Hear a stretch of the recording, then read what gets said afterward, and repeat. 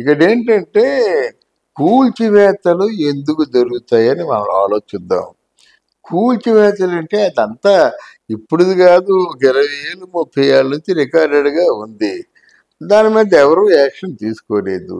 ఈ కూల్చివేతల వల్ల drainage stuck అయిపోతుంది. ఫస్ట్ అనాథరైజ్డ్ అంటే అక్రమ కట్టడాలన్నీ అన్నిటి వల్ల అది భూమిలో బోర్డంత తేమ ఉంటుంది.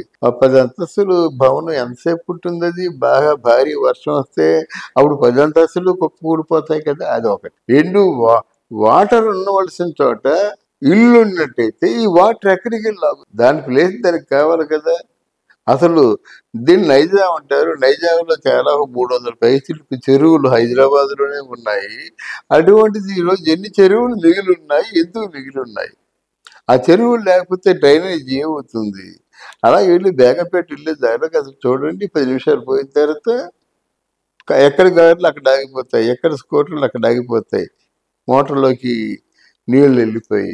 కనుక ఎవరు అంటారు నేను కోర్టులకు వెళ్తాను అంటారు. కోర్టులు దేన్ని పరిశీలి చేస్తుంది అంటే ఆ ల్యాండ్ సెసలైన ల్యాండ్, ఆక్రమణ ల్యాండ్, ఎవరు పర్మిషన్ ఇచ్చారు, ప్లానింగ్ టౌన్ ప్లానింగ్ ఆఫీసర్ ఏ విధంగా కట్టడాలకి పర్మిషన్ ఇస్తాడు, అసలు ఆ ల్యాండ్ని రిజిస్ట్రేషన్ చేయడానికి ఎవరికి ఏ అధికారాలు ఉన్నాయి, ఇవన్నీ చూస్తే ఒకవేళ అన్ని నామ్స్ అన్ని కరెక్ట్గా ఉన్నాయి, పగడబందీగా ఉన్నాయంటే వాడు కోర్టుకి ఎక్కినా గెలుస్తాడు.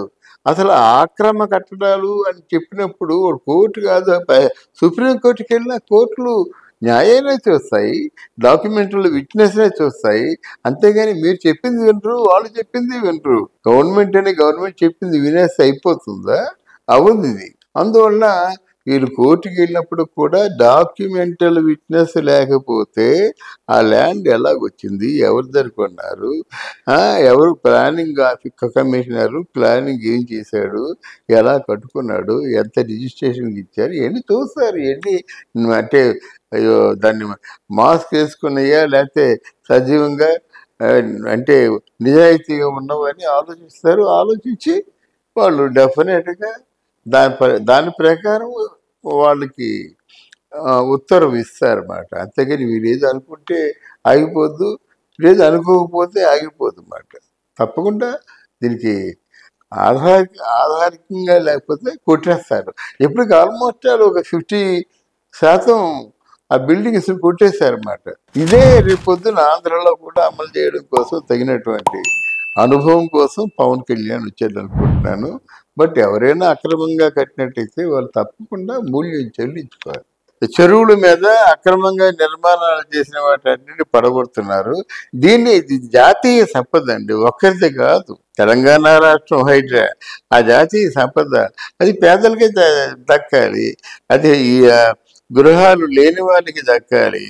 లేకపోయినట్టయితే అనధికారంగా కట్టినటువంటి నిర్మాణాలు ఉన్న చోట కొంత అధికారంగా ఉన్న ల్యాండ్ కూడా ఉంటుంది. ఎలాంటిదంటే 10 ఎకరాల ల్యాండ్ని కన్వెన్షన్ హాల్ ఆక్రమించిందని చెప్పామా. 10 ఎకరాల్లో 3.6 ఎకరాలు మాత్రమే అనాథరైజ్డ్ ల్యాండ్ అన్నమాట. ఆ అనాథరైజ్డ్ ల్యాండ్ మినహాయించేస్తే అంటే ఆ 3 ఎకరాల 60 సెంట్లు ఆ ల్యాండ్ని అంటే మిగతా ఆ ల్యాండ్ కొట్టేస్తే 3 ఎకరాల 60 సెంట్లు కొట్టేస్తే మిగతా 5 ఎకరాల 40 సెంట్లు ఉంటుంది కదా, దాని తాలూకు వాల్యూ పెరుగుతుంది కదా. ఈరోజు అక్కడ కన్వెన్షన్ హాల్ దగ్గరేమో గజం 1,00,000 రూపాయలు. ఇప్పుడు 3.5 ఎకరాలు తీసేసినట్టయితే 6.5 ఎకరాలు ఉంటుంది కదా, దాని వాల్యూ 1/10 పెరుగుతుంది కదా. అందువల్ల అటువంటి ల్యాండ్ని వాళ్ళు ఉపయోగించుకుంటారన్నమాట. వాళ్ళకి అలా ఉపయోగపడుతుంది.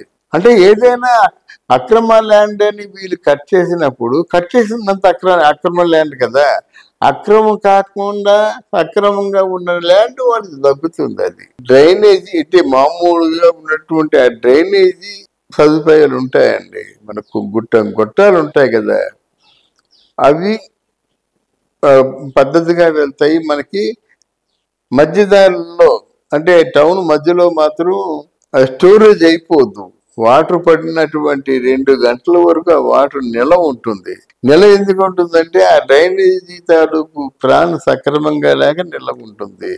అది ప్లాన్ కరెక్ట్గా ఉంటే పడిన వర్షం పడినట్టు పోతుంది. ఒకటి, వీళ్ళు ఎక్కడైతే ల్యాండ్ వీళ్ళు కబ్జా చేశారని రుజువు అయిందో ఆ ప్రాంతాన్ని ఎవరికైనా ఇవ్వచ్చు కూడా. దాంట్లో కొంత ల్యాండ్ ఇవ్వచ్చు, ఎక్కడైనా ఉన్నట్టయితే అనైజ్డ్ ల్యాండ్ ఇది నివాస యోగ్యంగా ఉంటుందని ఎక్స్పెక్ట్స్ ఒప్పుకున్నట్టయితే ఆ ల్యాండ్ ఇవ్వచ్చు. తర్వాత ఏంటంటే ఇది చూసిన తర్వాత ఎవరైనా సరే అక్రమ కట్టడం అంటే భయపడిపోతారన్నమాట. జాతీయ సంపద అంటే భయపడిపోతారు. కనుక రేవంత్ రెడ్డి చేసిన పని మాత్రం అందరూ ప్రశంసిస్తున్నారు, అంతే, దానికి తిరుగు లేదు. అక్కడ కూడా